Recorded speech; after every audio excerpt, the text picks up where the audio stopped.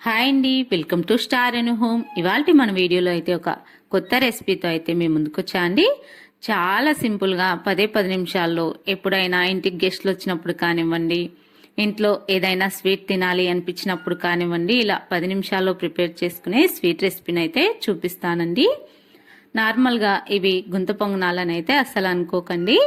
ఇది sweet recipe అండి. బెల్లంతో అయితే చేసుకోవచ్చండి. హెల్దీగా చాలా అంటే చాలా బాగుంటాయండి.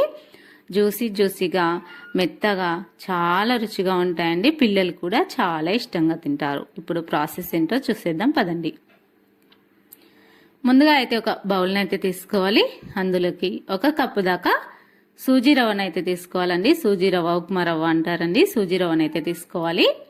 అలానే 1/2 కప్ దాకా ఇలా చిక్కటి పెరుగు లేదా పెరుగునైతే తీసుకోవాలండి. ఏ పెరుగైనా పర్లేదండి.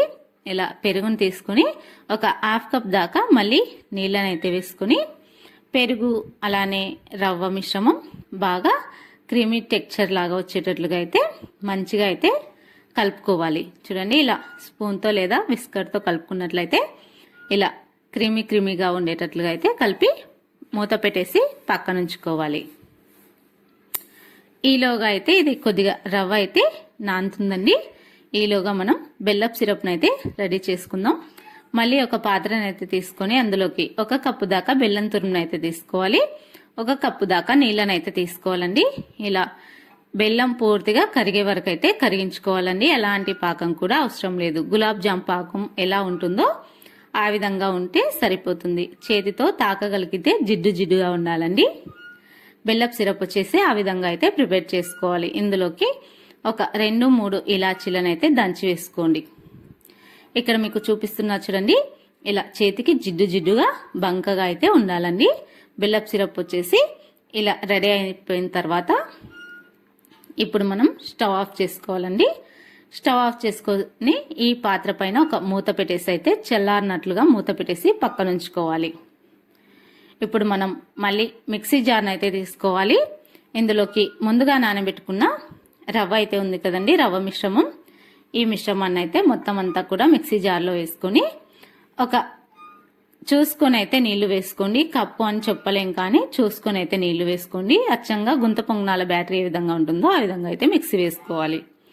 ఇందులోకి 1/2 కప్ దాకా కొబ్బరి తురుము లేదా పచ్చి కొబ్బరి తురుమునైనా వేసుకోవచ్చండి. ఇక్కడ నేను పచ్చి కొబ్బరి తీసుకున్నాను. చిన్న ముక్కలుగా అయితే కట్ చేసుకున్నానండి. లేత తీసుకున్నానండి నేనైతే. మీరు ఒకవేళ పచ్చి కొబ్బరి వేసుకోవాలనుకున్నట్లయితే, వెండు కొబ్బరి అయినా వేసుకోవాలనుకున్నట్లయితే బ్రౌన్ పార్ట్ని అయితే తీసివేయండి. ఇలా చక్కగా కొద్దిగా నీళ్లు వేసుకొని మెత్తగా అయితే మిక్సీ వేసుకోవాలండి. ఇలా మెత్తగా మిక్సీ వేసుకున్న తర్వాత మొత్తం అంతా కూడా ఒక బౌల్లోకి అయితే తీసుకోవాలి. బ్యాటరీని వచ్చేసి చూడండి, ఇలా మనకు అంత లూజ్గా ఉండకూడదండి. పిండి కన్సిస్టెన్సీ వచ్చేసి థిక్గాను కూడా ఉండకూడదండి. అచ్చంగా మనం పొంగనాల బ్యాటరీ ఏ విధంగా తయారు చేసుకుంటామో అదే విధంగా అయితే ప్రిపేర్ చేసుకోవాలి. ఇక్కడ నేను వంట సోడాని అయితే చిటికెడు వేస్తున్నానండి. అలానే ఒక చిటికెడు ఉప్పు కూడా వేసుకోవచ్చండి మీకు నచ్చినట్లయితే. ఇలా వంట సోడా వేసుకొని చక్కగా అంతా కలిసేలాగైతే కలుపుకోవాలి. ఇలా మనం చక్కగా మంచిగా ఒక 2 నిమిషాల వరకు అయితే ఇలా తిప్పుతూ కలుపుతూ అయితే ఉండాలండి. ఇలా చేయడం వల్ల మనకైతే మనం చేసుకున్న బ్యాటరీ వచ్చేసి మంచిగా అయితే రెడీ అయిపోతుందండి. ఇలా మనం స్టవ్ ఆన్ చేసి పొంగనాల ప్యాన్ అయితే పెట్టుకోవాలండి. మీ దగ్గర నాన్ స్టిక్ పాత్ర అయినా పర్లేదు, ఇలా ఉక్కు పాత్ర అయినా పర్వాలేదండి. ఈ పాత్ర పెట్టుకున్న తర్వాత ఇందులోకి ఒక్కొక్క టేబుల్ స్పూన్ దాకా ఆయిల్ వేసుకోవాలి. ఆయిల్ బాగా హీట్ అయిన తర్వాత 1 by 1 పొంగనాల్లాగా అయితే వేసేసుకోవాలండి. చూడండి, చాలా సింపుల్గా అయితే ప్రిపేర్ చేసుకోవచ్చండి. ఇలా అన్ని పొంగనాలను కూడా ఇదే విధంగా మనం ప్రిపేర్ చేసుకున్న బ్యాటరీతో అయితే రెడీ చేసుకోవాలండి. ఇందులోకి ఎలాంటి మినప్పప్పు కూడా వాడలేదండి. చాలా చక్కగా లేస్తాయండి పొంగనాలు కూడా. ప్యాన్ నుంచి చాలా ఈజీగా అయితే సపరేట్ అవుతాయండి. ఇలా 1 by 1 అన్ని కూడా గుంతల్లో పిండిని బ్యాటరీని అయితే పోసేసుకున్న తర్వాత మంట కొద్దిగా మీడియం ఫ్లేమ్లో ఉంచుకుని అయితే ఒక కత్తి లేదా మీకు టూపిక్ ఏదైనా ఉన్నట్లయితే దాంతో అయితే ఇలా తిరిగేసుకోండి. 1 సైడ్ కాలిన తర్వాత మళ్ళీ ఒక సైడ్ అయితే మంచిగా కలర్ వచ్చే వరకు అయితే ఇలా వేయించుకోవాలండి. చూడండి ఇలా మనకు చాలా ఈజీగా అయితే ఉడొచ్చేస్తాయండి, ఎక్కడ కూడా అతుక్కోవండి. ఈ పొంగనాలు వచ్చేసి ఇలా చక్కగా ఇలా ఫ్రై అయిపోయిన తర్వాత మనం ఇంకా ఒక ప్లేట్లో అయితే తీసి పక్కన ఉంచుకోవాలండి. అన్నీ కూడా ఈ విధంగా తీసి ఒక ప్లేట్లో అయితే వేసుకొని పక్కన ఉంచుకోవాలి.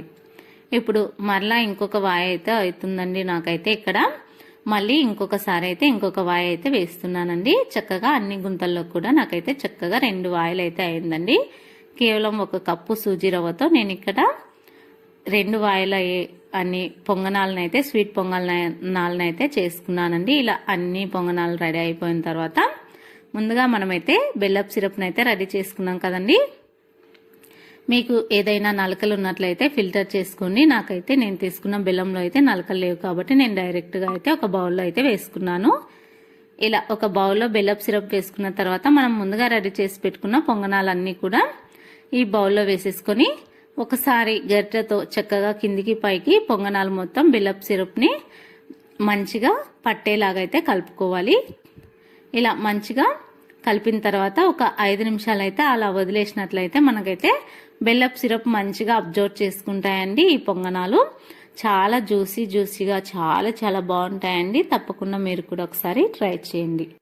ఇలా ఒకసారి ట్రై చేసి మీకు ఎలా వచ్చిందో కూడా కామెంట్స్లో తెలియచేయండి. ఎప్పుడూ ఒకేలాగా కాకుండా ఇలా కొత్తగా అయితే ట్రై చేసి మీ పిల్లలు కూడా సర్వ్ చేయండి. ఈ వీడియో అయితే ఇంతేనండి. వీడియో నచ్చినట్లయితే లైక్ చేయండి.